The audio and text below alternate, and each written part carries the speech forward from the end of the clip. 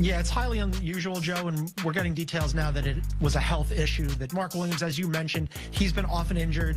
In his career, out of a possible 211 games, he's missed 105. Now, reports are have failed MarkWilliams on his physical exam. I'm told they found multiple issues in that exam, and it's about the extent and the injury of what they got and what they found. What happens when a blockbuster NBA trade collapses at the last minute? Health risks, financial stakes, and shattered team plans. This is the untold story of how the Lakers' future was rewritten in a single decision. The basketball world was left stunned as the highly anticipated trade between the Los Angeles Lakers and Charlotte Hornets fell apart at the 11th hour. This deal, which would have sent promising young center MarkWilliams to the Lakers in exchange for Dalton, Knecht, and other assets, was rescinded due to unforeseen complications. That was a consideration when you and Rob discussed bringing him on. Well, as far as when he'll play, that hasn't been determined yet. In terms of According to Shams Charania's news, MarkWilliams' physical with the Lakers showed multiple issues, and the team failed him on the exam. The physical was not failed due to his back, however. That means the Lakers decided to cancel the trade because health concerns other than his back were discovered, making them doubt Williams' long-term reliability as a player. There is Trevor Lane's news. The trade between the Charlotte Hornets and the Los Angeles Lakers has been rescinded due to failure to satisfy a condition of the trade. Bobby Marks has shared this news that the trade was conditional on MarkWilliams and Dalton Knecht reporting and passing a physical. Because the deadline has passed, the trade was not allowed to be amended. Williams goes back to Charlotte. Knecht, Reddish to the Lakers. The draft conditions, 2030 swap and 2031 unprotected first, are voided. That means the failed physical and the past trade deadline prevented either team from renegotiating. Both Williams and Knecht return to their original teams, and the Lakers and Hornets lose the draft picks that were part of the trade. And according to Ramona Shelburne's news, teams do not like to cancel trades, especially those as significant as the Lakers-Charlotte trade for MarkWilliams, Dalton, Knecht. LA gave up a lot to get Williams. They needed to feel confident he'd be healthy enough to be their starting center for the next 5 to 10 years. After a thorough evaluation of his health, they were not.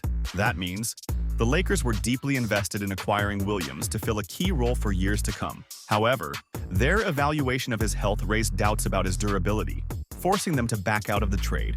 The NBA salary cap is a set limit on how much money teams can spend on player salaries. Teams that spend too much face penalties, and the second apron is an even stricter spending limit introduced in the latest NBA rules, CBA. The Lakers already have two massive contracts: LeBronJames, $48.7 million. Luka Dončić, $43 million. Together, these two take up a huge chunk of the salary cap. Adding another high-cost player like MarkWilliams would push the team above the second apron, triggering penalties and reducing their ability to build a strong roster in the future. LeBronJames and Luka Dončić earn the most but are worth it because they are the team's stars.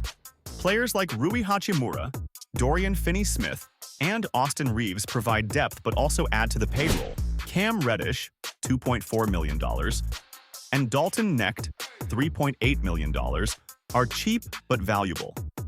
These contracts are important to stay under financial limits while adding depth to the team. This failed trade leaves the Lakers in a precarious position. MarkWilliams was expected to address their glaring need for a dominant presence at center, bolstering their rotation alongside Jackson Hayes, Christian Wood, and Jared Vanderbilt. However, with Williams no longer joining, the Lakers are now scrambling to find another solution. On top of this, Dalton Knecht, who was originally included in the trade, must now return to the Lakers in an awkward situation. The Lakers front office, led by RobPelinka, now has the challenging task of welcoming Knecht back and reassuring him of his value to the team, despite their attempt to trade him. As one analyst joked, "Welcome back to the Lakers. It's all just business."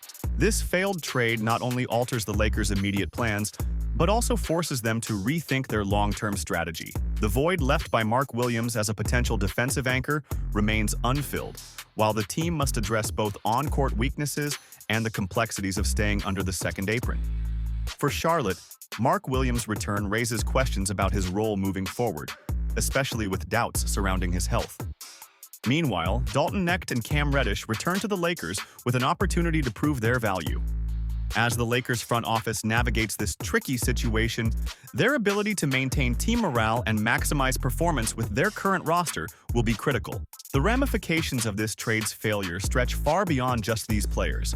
It highlights the challenges teams face under the NBA's evolving financial system, where managing cap space and avoiding penalties can be just as crucial as acquiring talent. As the Lakers and Hornets regroup, the league's focus shifts to how these teams pivot and adapt in the wake of such a high-stakes decision. One thing is certain: this chapter serves as a clear reminder that in the NBA, the balance between risk, reward, and reality is often razor-thin. How both teams respond to this disruption could define their seasons and possibly their futures.